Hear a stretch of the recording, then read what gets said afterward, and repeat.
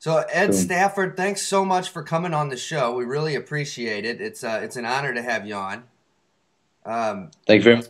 you bet. And you know, for people that might not be real familiar with you, tell us a little bit about your background and some of the other expeditions you had been on before your Amazon trek. Okay, my background, I'm ex-British Army. I served in Afghanistan. Well, I went to Afghanistan with the United Nations, actually, after I left the military.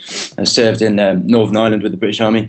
I've been leading conservation expeditions since about 2002, mainly taking gap year kids, that have left school into the rainforest. And then more recently, before this trip, I was taking like film crews into the rainforest, like the BBC Natural History Unit. If they wanted to go and Oh, film wow. jaguars, for example, I would take them into the forest. And then this is the first big trip that I've done off my own back, really. This is sort of taking all the skills I got from the military and doing those expeditions and putting them all together. And I was just Googling one day when I realised that nobody had ever walked the length of the Amazon. I thought, that sounds quite fun. Well, So, yeah. yeah. So what gave you the inspiration to consider it, or how did you even stumble upon the fact that no one had done it before? Well, yeah, like I said, I was Googling, Yeah. and I was just looking for a massive adventure. I'd never been to the Amazon. All my jungle experience had been Central America or Borneo, and I wanted to go to the Amazon. I'm rubbish at kayaking, and All right. and people had already kayaked it before, and I thought that looks pretty dangerous up in the Upper Remo. And I thought, but if you walked it, and then I just thought, yeah, but surely somebody's walked it before, and lo and behold, they hadn't at all. So Right. I was just lucky, really. It was. Just lucky that I was bored that night Googling in front of the computer. Right. And the trek, it took you 860 days, correct? Yeah, And yeah. I when thought it was going to take a year at the beginning. you thought it would take a year at the beginning? Well, I wanted it to take a year. I think it's probably more correct. I sort of divided 4,000 miles by 365 days and came up with, what was it, 11 miles a day, I think. And I thought, yeah, I can walk that. But yeah, no, I didn't. I averaged 4 miles a day for the whole thing. Yeah, so So, quite a 4 long time. miles a day. Wow, that's I can see. Yeah, you would think 11 miles. That's doable. And Yeah. what do you But think? it was because Yeah. we were,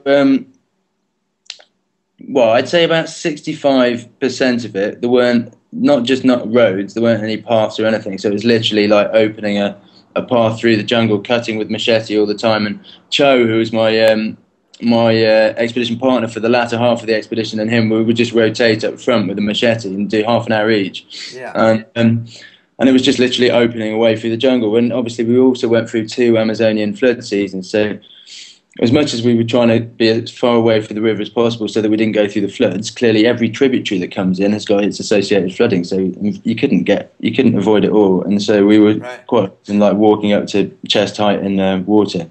Wow. That just slows you down quite a lot, obviously.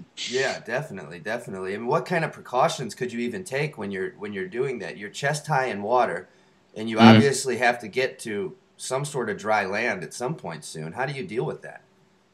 Well, the only time when we had water that was consecutive enough that we couldn't find dry land, what we did was we went out to the main channel of the river, inflated our pack rafts, went downriver to a community, and then came back the next day to the exact GPS position and continued on. In fact, there was one time when we got stuck and we were too far away from the river to be able to get out and do that little escape. But we were literally like battling through this flood all afternoon, and then the last part of the day we found this tiny little island that was about, I don't know, 6 foot by 10 foot wide, and then we had a little fire on that island and then put our hammocks up above the water around the outside of it. And only about an ankle deep water, but that was the only time we actually had our hammocks up above the water. Yeah. That's We thought we fantastic. would do it, actually at the beginning. I don't know whether it's slightly fantastical, is that the word? We sort of came up with these stupid ideas of like how we would make fires in like the crooks of trees and stuff like that above the water, but luckily we didn't have to do that. Yeah, that would have been something right there. So you mentioned Cho, and now this is an interesting story. How did you meet him, and how did you talk him into coming along with you the rest of the way? Well, he was. Well, I was in the end of the red zone, the drug trafficking area of Peru, and he'd worked in that area before, and I was struggling to get guides. None of the indigenous guys wanted to walk with me, Because of the danger. Well, partly there's lots of drugs. There's two basic threats there. There's the drugs traffickers, and there's very very closed off indigenous tribes. Okay. And the two parties don't really get on. All the colonial drugs traffickers are pushing the indigenous guys off their land, and neither one of them actually wanted me there at all. So, but Cho had been working there. He'd been doing forestry work in that area, and he'd been going into areas where literally the Amerindians don't even speak any Spanish, and so he was able to communicate quite well, reasonably well, in Ashaninka, which was the local dialect. And he said, right, I'll come with you for 5 days. That'll get you out of this dodgy area. And he loved walking, and he never went home after that at all, and carried on for 2 years, which is pretty impressive, really. You know, never just as up sticks, you know, with 1 day's notice, and then not come back for 2 years. Right. Obviously, he's not married and not got kids or anything. He's a lonely, sad person like me. Right. So, you know, given that probably when you were preparing this trip, I'm guessing most people told you, you know, don't try and do this. You're not going to be able to do it. Right. And how did you resolve to say, you know what, I can do this. Everyone else is wrong, and I'm going to take it on. I wouldn't like to think it's arrogance, but well, yeah. So I applied to Serrano Fines' Transglobe Expedition Trust, and they told me, well, they consulted their Amazon expert, who was John Hemming, I think, who did some amazing. Well, has just spent half his life in the Amazon. He said it was impossible, but he also said that it was crazy, and that if it did manage to do it, it would be brilliant. And so they thought, okay, well, let's give him some money anyway, which is very nice of them. And I, to be honest though, I just broke it down. I thought, well, which one day of that expedition is physically impossible? You know, which 7 miles is physically impossible? And I thought none of them are physically impossible. So you just bolt them all together and you do it, I suppose. There you go. I personally, I think it was always doable. I just think it took people that were stubborn enough to. I mean, Cho was really stubborn as well, just to put up with it. It was pretty boring for quite a lot of the time, I've got to tell you. It was literally, doing the same thing every day for 860 days. So it was a bit of a prison sentence. We both really thought it would be embarrassing to stop. But when you've shouted really loud about doing something, do you know what I mean? You've got to do it, haven't you? And you can't go, oh, I'm a bit bored now, I'll come home. So, so yeah, Yeah, definitely. So, aside from the flooding, were there any other big logistical challenges that really tested you guys? And I guess the drug trafficking areas, but I suppose the drug trafficking area wasn't really a problem logistically. Okay. I think logistically we ran out of money. Our main sponsor had to stop their payments with about a year to go, and so because it was costing quite a lot of money walking by the river, we decided to push away from the river further so that we wouldn't be going through towns, and we didn't hire any extra guides from that point. And, we wouldn't have to pay for any accommodation or anything. So we put right into the remote part of the Amazon, and we picked 2 apex points of meanders, and it was 350-kilometre crossing from Amatara to Tefe. And we just went straight into the jungle. And I think then logistically everything became a little bit, very out on a limb really, because there was no real evacuation. As much as we had these little inflatable pack rafts, we were like 120 miles from the main channel of the Amazon, and at sometimes sort of 5 days walk from the nearest navigable river that we would go down. So if we had a serious problem, we would have been dead really. And Cho got a bit ill on that trip, and it wasn't a very serious. It ended up being migraines, but I was just slightly panicky because if he did get properly ill, there's nothing there's nothing we could do. Right. Our insurance lapsed at the same time because we didn't have any money to renew it, and so we had a fancy gear, EPIRB like rescue beacon thing. But if we'd pulled the plug, nobody would have come and got us because we didn't have an insurance. So. Gotcha. So you talked about the beacon, and that leads me to your survival while you were out there. Were there any other points along the way besides that one that you guys were seriously thinking that it might not end well? Well, the only time I actually thought we were going to get ourselves killed was in Peru, actually, in the indigenous areas, and it was in the Shananka Indian tribe. Basically, they've got a system of HF radios between each community, and we were calling ahead from one community to the next, asking permission to come through. Okay. And one community said very, very clearly over the radio, if a white person comes through, we'll kill him immediately. Oh. And so Cho, and they're shorts and t-shirt wearing Amerindians, but they still use bows and arrows as well as shotguns. But they're sort of on the borderline between being sort of closed off to the outside world and yet having a few sort of Western influences. But they made no qualms about that. They would kill me. So we basically came with this little plan to sneak past their community, which is called Pennsylvania. There was this sandbank island in the middle of the river, so we paddled out to the sandbank island, which is about 2 kilometres long, walked down the island, and then the idea was from the tip of the island we'll just nip back across and hide from the Indians. And then Che said, look behind you, and I looked behind. There's 5 dugout canoes full of Amerindians and like paddling really, really fast, and all the blokes just standing out with bows and arrows. And I thought that was the only day I thought we were about to get killed. We were literally just like, oh crikey, what on earth is going to happen now? But they didn't end up being from Pennsylvania. They were from a different community, but they were still very angry, and they took us back at arrow point to their and gunpoint to their community, and kept us overnight there. But it was very obvious. After about the first sort of 5-10 minutes, I suppose, it was very obvious we weren't actually going to get killed. But it was just a combination of them coming towards us and having had this direct death threat the day before. Maybe what I was thinking was we're about to get ourselves killed here. But that was the only time in the expedition I thought that was going to happen. Gotcha. So looking back on the journey, what were a couple of pieces of gear that really stood out as durable and critical to your success?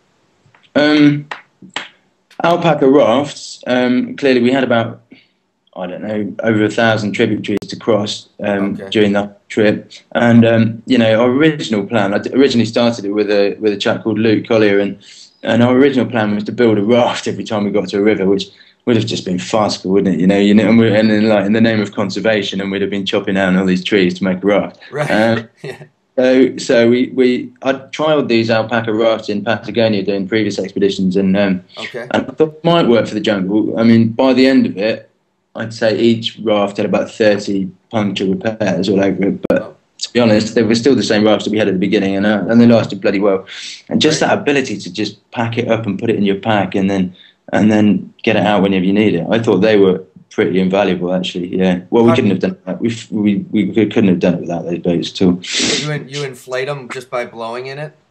No, you've got these sort of inflation sacks, a bit like a dustbin liner that you screw it into the boat, and then you just lift up the dustbin liner, clench the top, and then just deflate all of the air that you capture into the raft. And I think they weigh 1.5 kilos or something, the rafts. I gotcha. It's nothing really, about the size of a sort of big thermarest when it's I see. Yeah. How much weight were you guys carrying? How much gear did you have in weight? It varied depending on how much food we were carrying, between about 35 kilograms and about, I think the top was about 46, which was ridiculous actually. But it was literally just having to, knowing that we couldn't really get carbohydrates from the jungle. That was a problem. We could obviously fish, and occasionally we get seasonal fruits and Brazil nuts and stuff like that. Nice. But carbohydrate, the only sort of carbohydrate we managed to get was palm hearts, basically. But that involves cutting the whole palm down and getting the tiny little salad vegetable, which has got about as much calories in it as a bit of lettuce.